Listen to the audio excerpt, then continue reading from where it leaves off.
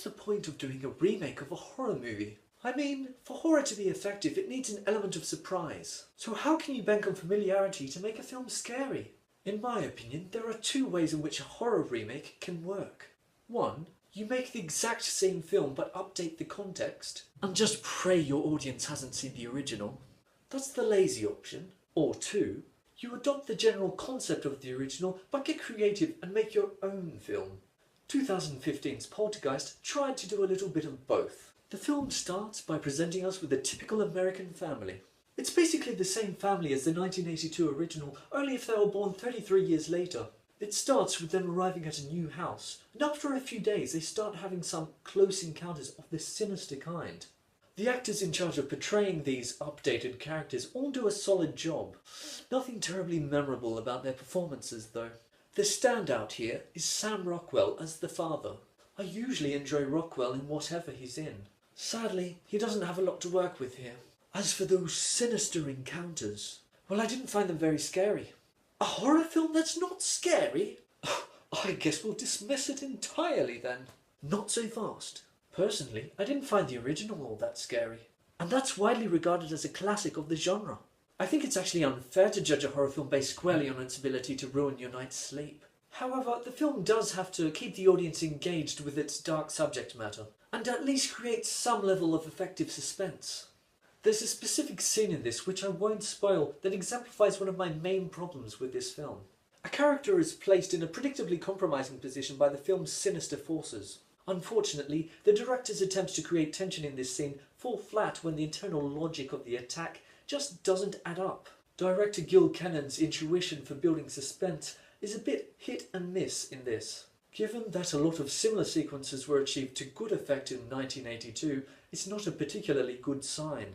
Yet I can't say I wasn't engaged, although there was an over-reliance on CGI, which also helps explain why I didn't find it too scary.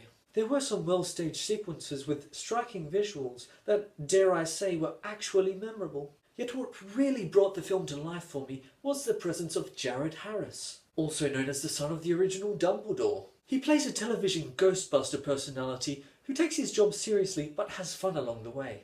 And his Irish brogue was just the icing on the cake. In conclusion, the film wasn't bad so much as unnecessary and not entirely effective. For these reasons, I probably should have waited for the DVD. What did you think? Was it scary? Do you think it would have been scarier without having seen the original? I really want to know, so please like and leave a comment in the comment section below.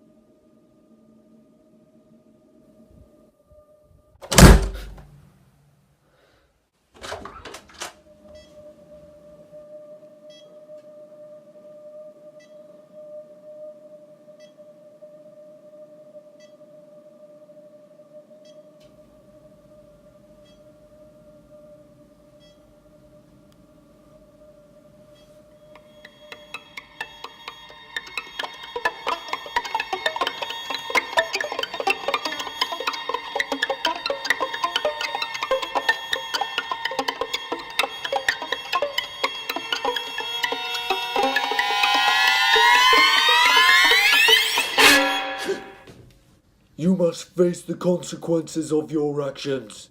What's wrong with reviewing Poltergeist? You shot me in your last review, remember? Oh, right. That's why I'm like a ghost and, yeah, haunting you. So how are we going to settle this? I challenge you to a review off. Yeah, that doesn't exactly roll off the tongue, does it?